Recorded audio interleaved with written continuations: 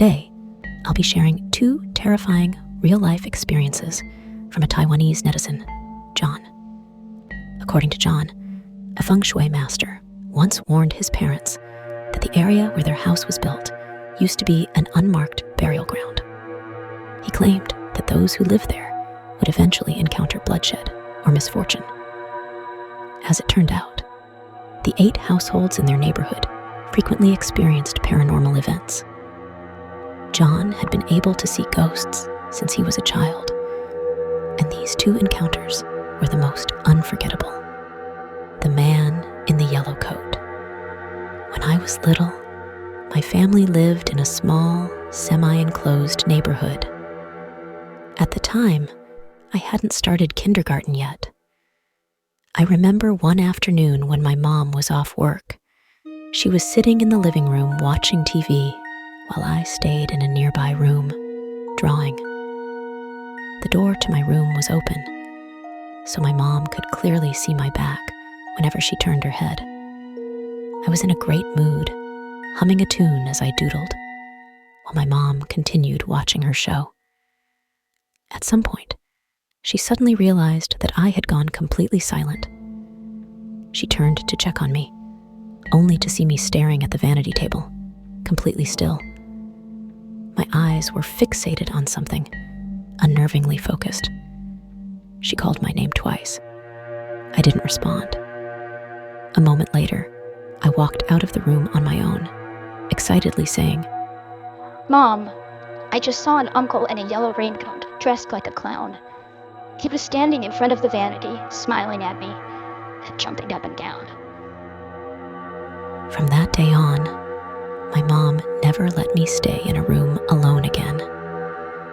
She always made sure I wasn't by myself. The upstairs neighbor. When I was young, my cousin lived in the house directly across from ours, so we grew up together and played all the time. Among our relatives, only he and I had ever seen ghosts. At the time, my family rented the first floor of a 3-story townhouse. The second floor was rented out to a man we barely knew, while the 3rd floor was a shared laundry area for both households.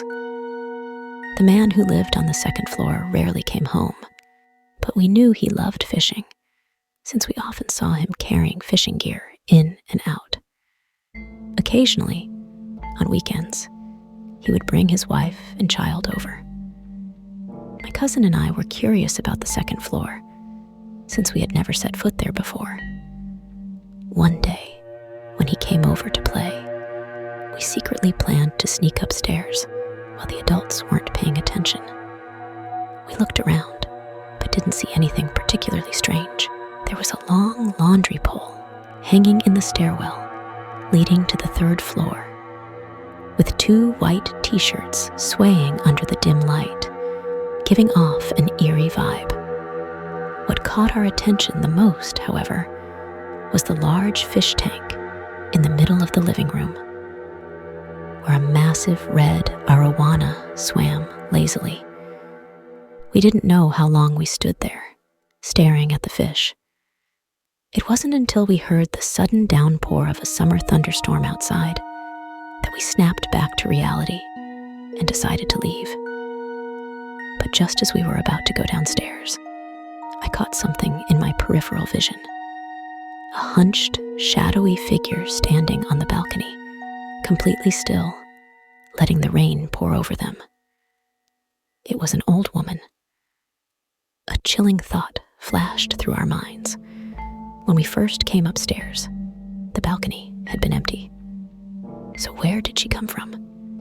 We didn't dare dwell on it. We bolted downstairs as fast as we could. Of course, we got scolded by my mom for sneaking up there. But the man who rented the 2nd floor lived alone. So then, who was that figure standing on the balcony? To this day, we still don't have an answer. The mysterious knocking. By the time I was about to start kindergarten, the man on the 2nd floor had moved out, and my family took over the entire house. One summer afternoon, My mom was hanging laundry in the stairwell when she was suddenly hit by an icy chill, like a gust of winter air cutting through the sweltering heat. Before she could make sense of it, she heard a steady knock. Knock, knock, coming from one of the second-floor rooms. At that moment, she was home alone. Memories of the strange things I had told her before flashed through her mind. She had a vague idea of what was happening. Instead of responding, she silently repeated in her heart, "We just want to live peacefully. Please don't scare us. And don't frighten my child." The moment she finished her thought, the knocking stopped. The freezing air vanished. She quickly finished hanging the clothes and hurried downstairs. From then on, she never stayed alone on the second floor for too long. We lived there for a while longer, but in the end, we moved out. So, what did you think of today's stories?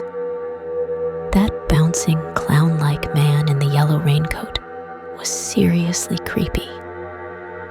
Also, isn't it common for people to be afraid of clowns?